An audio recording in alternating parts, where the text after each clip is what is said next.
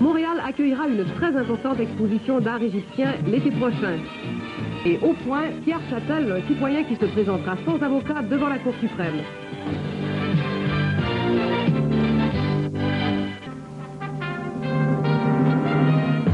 Le Point, avec Pierre Nadeau et Simon Durivage. Bonsoir, ce soir au Point, la mort des caribous, des images qui illustrent bien les dangers qui menacent ces bêtes, et nous vous présentons aussi les commentaires d'un spécialiste. Seul en Cour suprême, un homme nous dit pourquoi il se défendra demain sans avocat devant le plus haut tribunal du pays. Et puis enfin, nous vous présentons ce soir un reportage que nous avons tourné sur une base américaine dans le Pacifique. Demain, la Cour suprême du Canada va se pencher sur un cas presque unique, en tout cas très rare. Un justiciable, en effet, va se présenter tout seul, sans avocat, pour plaider sa cause devant les honorables juges. Une histoire digne d'un véritable scénario de film. Je vous la fais courte et c'est la version de cet individu que je vous donne. Il s'agit d'un homme d'affaires, Pierre Châtel, qui s'était associé à un couple en 1977. Un couple dont le mari est en prison pour fraude à l'heure où on se parle et dont Châtel avait accusé la femme de fraude aussi il y a quelques années. Cela a fini cependant par se retourner contre lui en 1981. En effet, cette femme a réussi à faire condamner Châtel pour extorsion à son endroit, une extorsion de 6 000 $. L'arroseur arrosé. Et la Cour d'appel du Québec a maintenu le jugement de première instance prononcé contre Châtel. Depuis, Pierre Châtel prétend qu'il est victime d'un déni de justice, plus que tout l'appareil judiciaire du Québec, police, avocats, juges, même le ministère de la Justice sont contre lui. Et cela va plus loin encore. Il prétend aussi avoir été kidnappé et molesté dans le but de le faire taire. C'est pourquoi il porte un gant et un collet orthopédique. J'ai interviewé Châtel il y a quelques heures. J'ajoute seulement pour la bonne compréhension de cette entrevue que Châtel a déjà comparu devant la Cour suprême du Canada il y a quelques mois pour obtenir d'abord l'autorisation d'en appeler des 2 premiers jugements prononcés contre lui au Québec. Et que la Cour suprême du Canada a accepté de l'entendre. C'est ce qui va se passer demain. Châtel va aller y plaider sa cause seul. Monsieur Châtel, c'est très rare que des gens se présentent seuls, sans avocat devant la Cour suprême, et même les avocats les plus chevronnés ont toujours peur un peu d'aller devant cette Cour suprême parce que ça prend énormément de rigueur, une connaissance parfaite du droit. Pourquoi est-ce que vous y allez seul, pas d'avocat? C'est que, originalement, les avocats que j'avais au dossier m'ont dit que j'étais innocent, et puis avec toute la documentation que j'avais, il y avait un juge d'impliqué qui avait été incriminé par la plaignante. Et puis à ce moment-là, ils ont craint pour leur carrière. Ce que vous dites, c'est que les avocats vos avocats vous ont laissé tomber. C'est clair. Par peur de voir leur carrière à eux compromise. Oui, parce qu'ils ont à plaider devant ces mêmes juges-là à la Cour, au palais de justice. Vous vous prétendez innocent, mais vous avez quand même déjà perdu devant la Cour supérieure du Québec et la Cour de cassation de la paix. Et la Cour d'appel. Ça aurait été différent à la Cour supérieure. Non, mais d'accord. Mais vous avez déjà perdu 2 fois. Qu'est-ce qui vous fait penser que devant la Cour suprême, vous allez être innocenté? Quand je me suis présenté à la Cour suprême du Canada, après avoir été matraqué ici, puis je ne veux pas passer pour un parti canadien, après avoir été matraqué, puis sur le plan économique, psychologique et physique, je suis arrivé là-bas, j'ai dit, ça se peut pas que les juges de la Cour suprême m'entendent pas. Alors, vous croyez les juges de la Cour suprême plus justes que les autres juges qui vous ont déjà jugé, parce que vous vous croyez innocent et que vous... Exactement. Ouais. Mais je ne dis pas qu'au Palais de justice de Montréal, qu'il n'y a pas de bons juges et de bons avocats, loin de là. Non, bien sûr. Mais lorsque je suis arrivé à la Cour suprême, c'était exactement la même chose que lorsque l'on converse. Aucune tension, avec dignité, respect. Et puis, moi, j'ai dit aux juges de la Cour suprême, si je vous induis en erreur, je leur donne de m'incarcérer pour 25 ans ou 30 ans. C'est ça. Mais vous croyez la Cour suprême plus disponible à vous écouter, à entendre votre cause que les autres cours qui vous ont entendu jusqu'à maintenant? Ben, écoutez, en cour d'appel, quand on reçoit un jugement de 2 lignes, la cause est entendue le 21 octobre, et puis le jugement sort le 22 de 2 lignes. Ça doit vous coûter une fortune en plus, ça? Ça a coûté une fortune sur le plan travail parce que j'ai perdu mon emploi. Je ne dis pas que c'est relié directement à ça. De toute façon, c'était dans le contexte. J'ai un mandat de l'aide juridique. Oui. L'aide juridique. Vous avez de l'aide, donc? Non, l'aide juridique pour payer. Mais c'est moi qui ai monté le dossier avec une autre personne qui n'est pas l'avocat non plus. Et puis, moi, au moment où on se parle, j'ai la certitude que ce qui va se produire lorsque le jugement va sortir, ça va être exactement la même chose, sans prétention aucune, que avant l'entrée le 21 décembre 82 à la Cour suprême du Canada, j'étais sûr d'obtenir la permission d'en appeler. Sans ça, je me suis dit à moi-même, je ne suis pas venu au monde, parce que les gens sont disposés à entendre la vérité. Alors, le fait d'avoir gagné devant la Cour suprême la permission qu'ils vous entendent éventuellement ce qui va se passer demain... C'était l'obstacle le plus difficile à franchir. Et vous avez espoir que demain, ils vont vous donner raison et qu'ils vont casser les jugements des deux cours précédents. Certitude. Parce que... Et pourquoi vous continuez de faire ça alors que la peine à laquelle vous aviez été condamné, c'était 3 ans de probation, garder la paix? Oui. Non, mais est-ce que... Mais c'est fini, ça. Pourquoi est-ce que vous continuez de vous battre quand même? C'est une question d'honneur? C'est une question de vengeance? Non, pas de vengeance, aucunement. Est-ce que vous travailleriez, est-ce que vous feriez carrière avec un casier judiciaire pour un crime que vous n'avez pas commis? Je vous pose la question. En tout cas, vous ne voulez pas le faire. Non. Mais alors, c'est une question d'honneur, simplement. Pas de vengeance, vous voulez pas... Non, aucunement. C'est pas juste une question d'honneur, c'est que le palais de justice et puis tout l'appareil judiciaire appartient aux citoyens. Et puis si j'avais commis un crime, je dirais j'ai commis un crime. Mais je ne l'ai pas commis, le crime. Oui, mais ce que vous semblez dire aussi, parfois implicitement et parfois explicitement, c'est que tout l'appareil judiciaire jusqu'à maintenant, qui vous a jugé jusqu'à maintenant, était contre vous. Oui. D'ailleurs, je l'ai dit à la Cour suprême du Canada. Il y a une autre chose qui frappe, c'est que quand on va jusqu'en Cour suprême, on peut se croire innocent, être convaincu qu'on est innocent, mais on ne va pas nécessairement en Cour suprême parce qu'on pense être victime d'un complot jusqu'à maintenant de tout le monde, depuis le début jusqu'à aujourd'hui. Ça fait 7 ans que vous vous battez. Depuis 70. Je ne sais pas comment vous posez la question, mais il n'y a pas un peu de paranoïa là-dedans? Non, aucunement. On m'a même dit à un moment donné que je faisais une psychose, mais à chaque fois que je posais la question, pourquoi tu fais ça? Moi, je dis la même chose que je vous ai posé tantôt. Est-ce que vous fonctionneriez avec un casier judiciaire pour un crime que vous n'avez pas commis? Qu'est-ce que vous allez gagner en Cour suprême si vous gagnez? C'est pas juste moi qui va gagner. D'ailleurs, c'est la justice qui va gagner. Et puis... Mais vous, que voulez-vous gagner? Que pensez-vous que vous allez gagner en Cour suprême? Si vous gagnez. Ce que je vais gagner, d'avoir tenu mon bout et que ça va permettre aux gens de rentrer dans le palais de justice. Les gens ont peur quand ils rentrent dans le palais de justice. C'est à nous. Le palais le dit, c'est pour la justice. C'est pas pour faire peur aux gens. C'est pas pour faire peur aux gens. Quand on a quelque chose de très clair, on y va. Mais quand on dit, il y a un des juges qui dit... il a des bons yeux, et puis il est habillé comme le premier ministre du Canada, je veux pas toucher à ça. Il a pris le dossier comme ça, puis il dit, je veux pas toucher à ça. Un autre, c'était d'autres motifs, un autre, à un moment donné, mais un des juges de la Cour suprême m'a demandé, M. Châtel, le procès a duré combien de temps? Je lui ai demandé, en ordre de grandeur, il dit oui. J'ai dit 15 à 18 mois. Mais il dit, le procès lui-même, j'ai dit 3 jours. Mais il dit, ça n'a pas de sens. Ben, j'ai dit, je ne vous vais pas dire. Je vous remercie beaucoup, M. Châtel.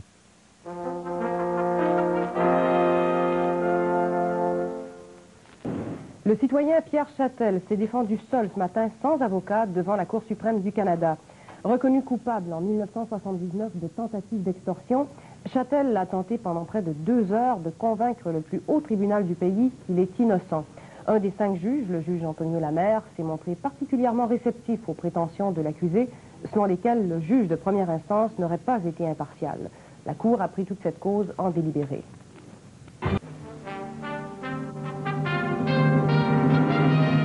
Le Point, avec Pierre Nadeau et Simon Durivage. Bonsoir, ce soir au Point, Pierre Châtel. Seul, sans avocat, il gagne devant la Cour suprême du Canada. Le sénateur Roméo Leblanc nous explique la contestation de la majorité libérale à la Chambre haute qui refuse d'adopter un projet de loi voté par les communes. Et nous vous proposons aussi une visite du Caire, la ville impossible.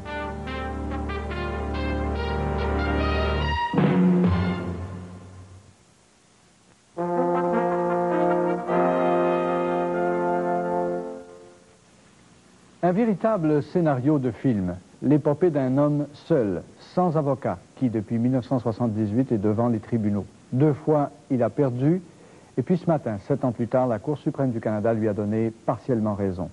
Je vous rappelle brièvement son histoire, sa version des faits en tout cas. En 1977, Pierre Châtel s'était associé en affaires à un couple dont le mari d'ailleurs est en prison pour fraude aujourd'hui, et dont Châtel avait accusé la femme de fraude à son tour après quelques années. Mais cela a fini par se retourner contre lui. En 1981, en effet, cette femme, Madeleine Lebel, a réussi à faire condamner Châtel pour extorsion à son endroit de 6 000 $. L'arroseur arrosé.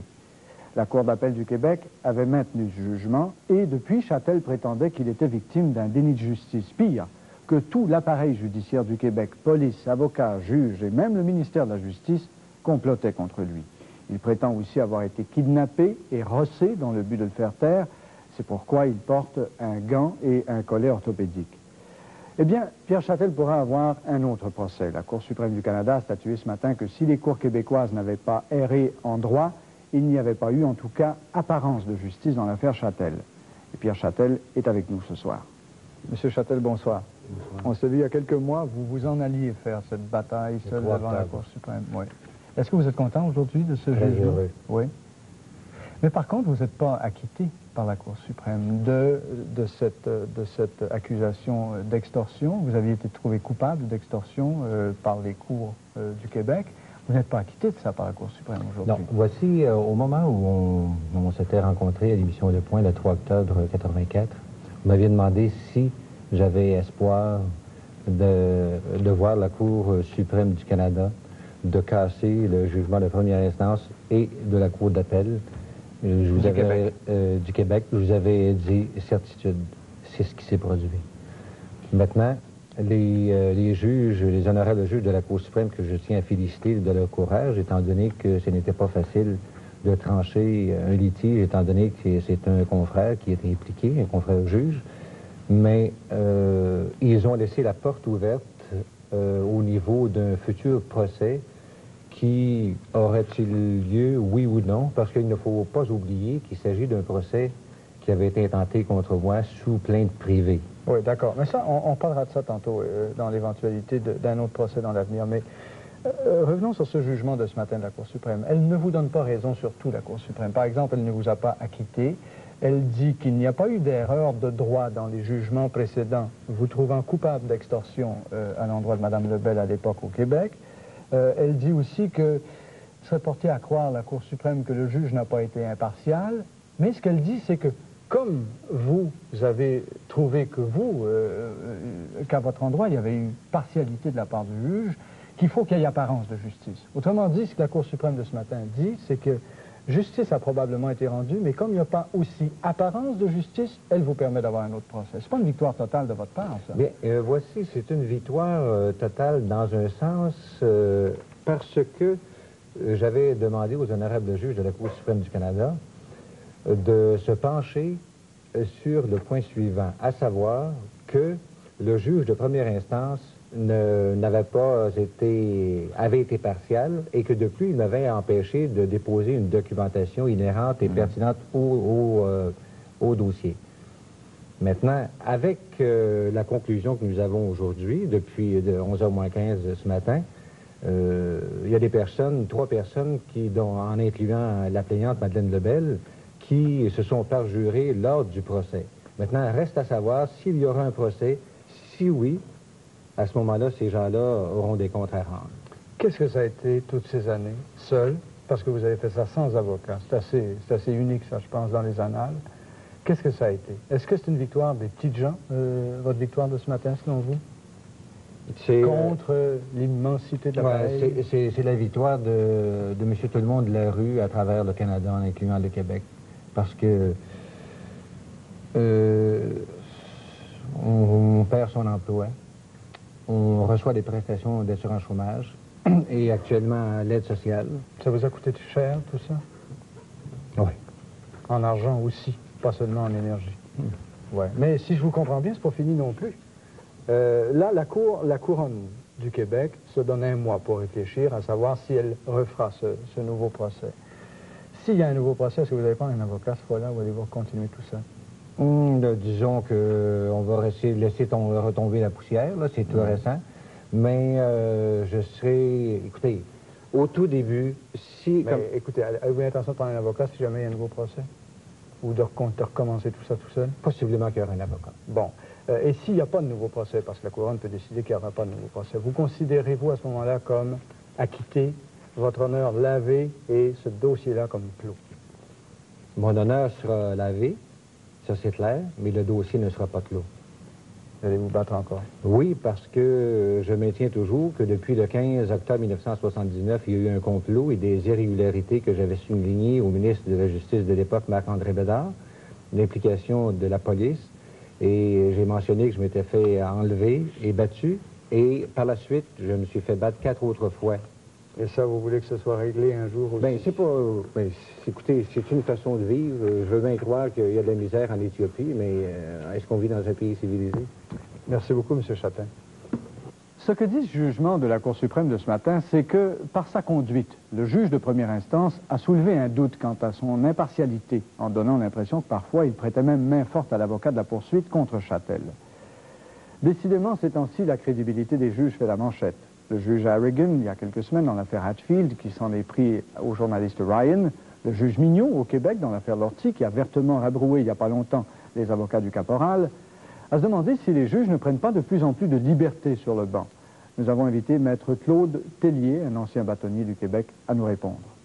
Maître Tellier, qu'est-ce qui se passe? Est-ce que les juges prennent de plus en plus de liberté sur le banc avec tous ces exemples récents? Écoutez, additionner tous les exemples récents, il y a peut-être 2-3 cas dans tout le Canada. De mémoire, il y a 2 ans, il s'était rendu 250 000 jugements au Québec seulement. Je ne pense pas là, que l'on assiste à quelque chose de particulier. Il y a possiblement le fait que 2-3 événements se sont produits simultanément et que les médias en ont été informés, mais je ne crois pas que l'on puisse déduire pour autant d'une situation anormale ou inquiétante. Il y a l'affaire Harrigan, il y a l'affaire du juge Mignot aussi, évidemment, mais encore ce matin dans la Gazette, il y a des avocats de Montréal qui se plaignent du comportement d'un juge de la Cour des sessions. 13 avocats qui se plaignent du comportement d'un juge. Est-ce que dans les médias, de plus en plus, on ne parle pas de cela? Est-ce que c'est parce que les médias en parlent ou c'est parce qu'effectivement, il y a une situation qui est en train de changer? Il y a 4 cas que vous mentionnez. 4 cas font appel à des choses bien différentes. Le dernier cas que vous mentionnez dans les journaux de ce matin m'apparaît beaucoup plus un problème administratif qu'autre chose. Il faut faire attention, je pense, pour ne pas mettre toutes les choses dans le même panier. Quant aux autres cas, ils sont soumis aux tribunaux d'appel qui, s'il y a lieu, interviendront. Le fait qu'un juge soit renversé par une cour d'appel ne doit pas nous inquiéter. Ils sont là pour ça, les tribunaux. Mais écoutez, les tribunaux d'appel sont là pour corriger s'il y a lieu. Mais est-ce que c'est normal qu'un juge, par exemple, l'affaire Harrigan, le juge qui dit, c'est probablement un journaliste qui a mis la drogue dans les valises de M. Hatfield. Je pense Est-ce que c'est normal qu'un juge prenne cette liberté-là sur le banc? Écoutez, pour autant que... Est-ce qu'il l'a prise sur le banc? Je pense que sur cette question-là, il y a des conseils de magistrature qui vont être saisis, si ce n'est déjà fait, de la question et qui vont évaluer. Moi, de la façon que je vois ça. Est-ce que c'est normal qu'un juge rabroue des avocats publiquement? En principe, non. À moins de cas exceptionnels.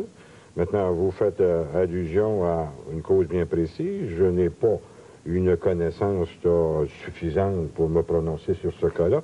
De façon théorique, je pense qu'un juge doit s'abstenir de commenter le comportement d'un avocat. Pour la raison bien simple qu'il sait ce qui a été dévoilé par la preuve, mais il ne sait pas ce que le client a pu dévoiler à l'avocat. Mais alors donc, selon ce que vous nous dites, c'est des coïncidences, ça qu'on en parle tant, par les temps qui courent, du comportement des juges, des abus peut-être qu'ils font derrière leur immunité. Écoutez, il y a 4 cas isolés là, qui peut-être arrivent tous en même temps, mais il y a au Québec seulement au-delà de 500 juges. Bon. Moi, je n'ai pas d'indication à l'effet qu'il y aurait, si vous voulez, une vague d'inconduite de la part de la magistrature. Au contraire, ce sont des cas... On ne peut pas, d'un autre côté, voyez-vous, s'attendre à ce que toutes les précautions prises pour assurer l'impartialité et la crédibilité des juges donnent des résultats à 100%. Non, mais on vient de voir... Ce qu'il faut savoir, c'est qu'il y a d'abord les cours d'appel, et il y a également, dépendamment qu'il s'agisse du fédéral ou du provincial, des conseils de la magistrature, et qui interviennent dès que une inconduite aurait pu être commise par un juge. Et ensuite, vous avez également le rôle des juges en chef qui, pour des cas moins importants, vont intervenir de façon très... Donc, vous dites qu'on est bien protégé contre les abus. On n'est pas tous obligés, comme on vient de le voir avec M. Châtel, de monter jusqu'à la Cour suprême pour essayer d'obtenir justice parce qu'on pense qu'un juge a été partial à notre endroit. Et la preuve de cela, c'est que vous avez dans nos lois la procédure d'impeachment qui ressemble à celle qui avait été prise, par exemple, contre le président Nixon devant le Congrès. Or, à ma connaissance, je pense que ça fait des années et des années qu'une telle procédure n'a pas été faite. Je rappelle qu'il s'agit d'une résolution du Parlement qui désavoue un juge et lui retire ses fonctions. Quand il y a un problème, les mécanismes de protection entrent en jeu et les problèmes ne vont jamais jusqu'à l'impeachment. C'est souvent dû, par exemple, à des questions de maladie. On demandera au juge de démissionner, et c'est très rare, mais ça existe. Et il ne faut pas se formaliser de ça, c'est de réaliser que les mécanismes prévus fonctionnent. Merci beaucoup, Maître Tellier.